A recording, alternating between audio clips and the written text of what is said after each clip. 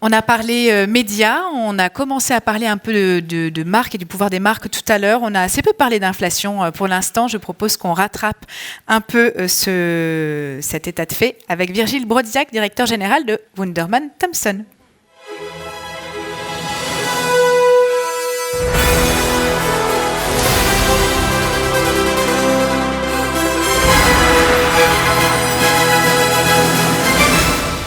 Je vais prendre la zapette. Bonjour Virgile. Est-ce que le micro fonctionne? Virgile, je le disais à l'instant, on a encore assez peu parlé de communication à l'heure de l'inflation, et notamment de la communication des marques. On va en parler ensemble. Pour commencer, peut-être pour reboucler avec un peu de choses qui se sont dites ce matin, on a finalement l'impression qu'aujourd'hui, les Français sont un peu partagés quant à la lecture de la flambée des prix, notamment parce que le gouvernement n'a de cesse de rappeler qu'il faut absolument être plus transparent sur les marges. On parle beaucoup de ces sujets, et les distributeurs sont pointés du doigt, eux-mêmes pointent leurs voisins. Quel regard de communicant vous avez sur ce name and shame et ce qui se passe aujourd'hui sur la place publique? Alors on a un regard très intéressé, analyste, et parfois un peu inquiet aussi, parce que notre métier chez Wunderman Thompson et chez WPP, c'est de construire des marques, et de construire des marques qui soient inspirantes. On étudie chaque année un très grand panel de marques pour comprendre ce qui permet aux consommateurs de connecter avec des marques, et à ces marques de retrouver de la croissance. Et ça passe par 3 piliers, l'élévation, la motivation, et le fait aussi d'être magnétique, d'avoir cette capacité à attirer les consommateurs. Et le contexte et le discours dans lequel on évolue aujourd'hui, il nie un peu cette raison d'être des marques, qui est de motiver les gens en concentrant les choses uniquement sur le prix. Alors il y a un contexte qui est évidemment intéressant à étudier, dans lequel on met le consommateur face à cette espèce de triangulation entre les marques, les distributeurs et puis le gouvernement qui cherche des solutions, les distributeurs qui cherchent des coupables aujourd'hui, et puis les marques qu'on n'entend pas encore trop aujourd'hui, ce qui nous amène à travailler sur le sujet avec un certain nombre de clients et à se dire il faut aujourd'hui aussi avoir une voix des marques face à ce qui sont en gros des négociations commerciales annuelles qui sont mises sur le devant de la scène face aux consommateurs aujourd'hui. D'autant qu'elles sont pointées des doigts, ces marques. Vous aviez ressorti cette affiche qui la accablé Findus sur le sujet de la shrinkflation dont on a parlé ce matin. Et on a beaucoup entendu la grande distribution se porter un peu en défenseur du pouvoir d'achat, alors que les autres beaucoup moins finalement. Ouais, exactement, et c'est ce que je disais, la grande distribution, elle cherche des coupables. Alors ça, c'est un des exemples en effet qui a été très marquant, parce qu'il est assez radical, et puis parce qu'en plus je pense qu'il prend la place des gens de Foodwatch, les distributeurs ayant d'autres sujets à traiter. Mais c'est un discours qui est aussi quelque part un peu problématique, parce qu'il est destructeur de valeurs, et on le sait tous dans la salle. En tant que communicant, marketeur, ce discours sur le prix, alors il est destructeur de valeur économique, on connaît les effets ravageurs sur la marque que peut avoir la promotion, avec la création de prix de référence sur lesquels il est très difficile de revenir une fois qu'on a engagé cette espèce d'escalade vers le moins cher. Et puis c'est destructeur de valeur au sens plus large, et pas qu'économique du terme. Et là, il y a un travail, à mon avis, de fond qui a mené. Les marques ne parlent pas de prix, c'est justement parce que ces dernières années, elles se sont concentrées sur la valeur. Elles se sont concentrées sur la transformation, le mieux manger, le mieux produire. Et alors, on était tous très contents parce que ça allait dans la même direction que ce que cherchaient les consommateurs, dans un contexte un petit peu tendu. Moi, ce qui m'inquiète, c'est qu'on a aussi tendance à mettre ça de côté, à oublier un petit peu, à reporter un certain nombre des efforts qui peuvent et doivent être faits. Et en ça, les marques doivent continuer à communiquer, doivent expliquer leurs engagements, doivent expliquer leur transformation et doivent expliquer aussi où la valeur peut être détruite quand on ne parle que de prix. Et c'est une des campagnes qui est intéressante parce que je ne reviendrai pas sur les multiples campagnes de distributeurs qui nous parlaient d'inflation qu'on vient de voir juste avant, mais ce que Biocoop rappelle de manière assez simple, c'est que dans ces guerres de prix et de négo qu'on voit aujourd'hui mis sur le devant de la scène par les distributeurs, en général, c'est quand même celui qui est en début de chaîne, même plutôt, qui est le producteur qui en paye le prix.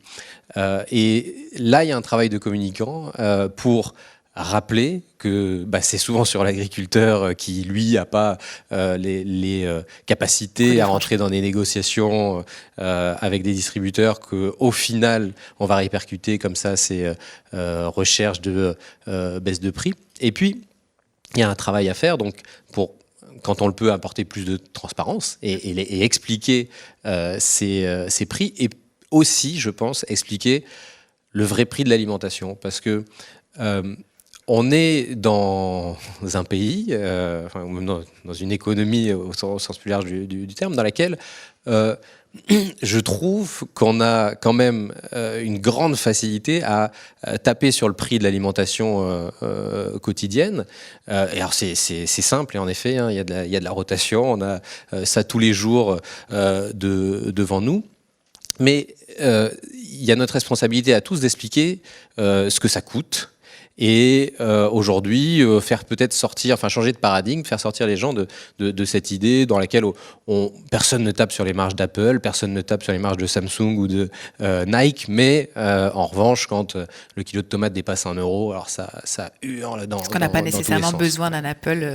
Exactement. Alors qu'on a un peu plus besoin de tomates. Donc il y a aussi, je pense, un travail collectif à faire en communication pour rappeler aux gens que l'alimentation, la bonne alimentation, attention, ça a un prix. D'autant qu'en termes de communication, il y a d'autres acteurs qui ont fait un sacré boulot aussi. C'est les marques, les MDD, les marques de distributeurs sur lesquelles se sont reportées, parce que tu parlais de report, pas mal d'habitudes de consommation qui risquent aussi, qui risquent pour les marques, d'être des habitudes durables.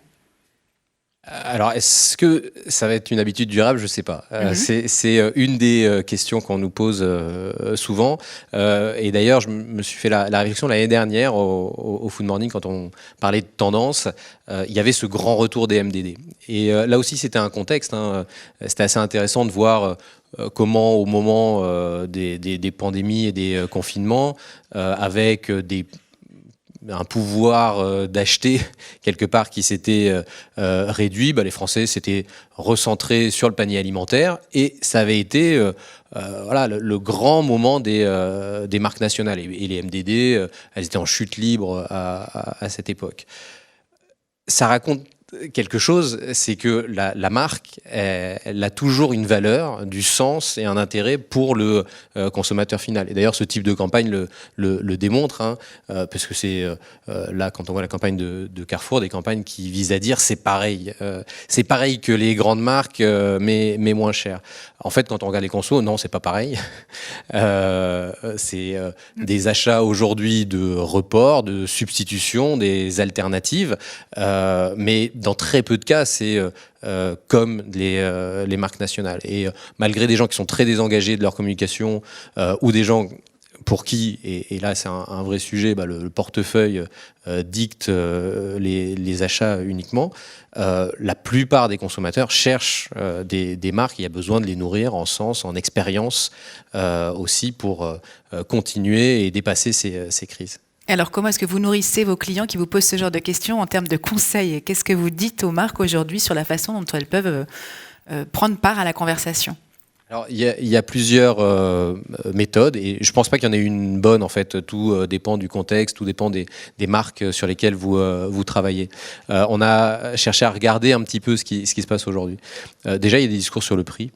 Et c'est intéressant de voir que, en effet, il y a certaines marques et des grandes marques nationales qui sont rentrées dans cette bataille avec Danone, je pense, qui affiche, et ça c'est une grande première quand même, dans les les produits de grande consommation, c'est très rare, des prix maximum conseillés sur le pack, pour, dans le cadre de ce bras de fer avec les distributeurs, éviter qu'il y ait des marges, en effet, dont on ne sait pas très bien qui les fait et où elles vont.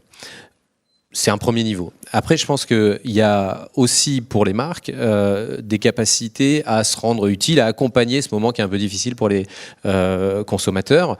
On a vu des exemples, notamment de Iceland, qui est le Picard anglais, qui travaillait sur des conseils de cuisson permettant de limiter la consommation d'énergie.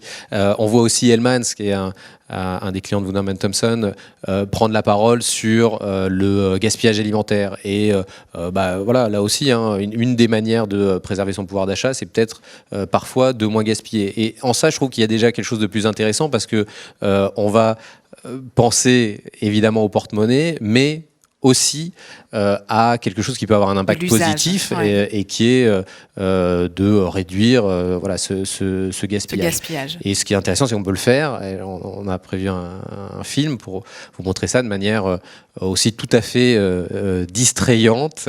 C'était le socle de leur communication, c'était leur copie de Super Bowl, donc c'était quand même aussi, exactement, en termes de moyens, un gros poste de dépenses, puisque c'est... Et c'est un enjeu stratégique assumé aussi pour la marque. On regarde la vidéo. John? Bree! Wow! Great to see you. In this giant fridge. Why are we here? Well, I'm Bree. Yeah, I'm John. I know, but you're John who? John Hamm. We've met a million times. So we're Bree and? John Hamm. Oh, Bree and Hamm. Hamm and Bree. I get it. And Hellmann's. You know, it's a good thing you're handsome. Thank you. We are dinner. Well, with Hellmann's, we can really be anything. I mean, all these leftovers can, right? Is that Pete Davidson? Uh-huh. No food name. He really is everywhere. I'm gonna eat you guys. Panini? Panini? Panini? Yes. You guys are really delicious. It's weird. Hellmann's brings leftovers to life. Et dernier exemple que je voulais partager avec vous aussi, cette campagne de Cuisinella, qui là aussi cherche à accompagner le conso, mais sans faire de compromis. On trouve ça très intéressant, parce que c'est une initiative qui vise à remplacer donc les plaques vitrocéramiques par des plaques à induction, qui sont donc moins consommatrices d'énergie. Donc ça, c'est bon pour la planète, en effet, mais aussi de le faire en réduisant le prix des plaques à induction, pour que ça soit quelque chose d'abordable. Donc on cherche quand même, là, dans ces cas-là, à accompagner le conso un peu sur tous les fronts, et je pense que c'est un des beaux exemples de marques qui baissent pas les bras dans cette période qui est compliquée et marquée par les sujets d'inflation. Sur le produit et sur la communication aussi. En définitive, puisqu'on parle du pouvoir des marques, vous êtes plutôt rassuré chez Wunderman sur celui de l'avenir. Très convaincu, en effet, du pouvoir des marques et de l'importance, surtout, qu'elles ont à communiquer aujourd'hui pour ne pas sacrifier leur position et leur image demain. Merci beaucoup, Virgile. Merci beaucoup.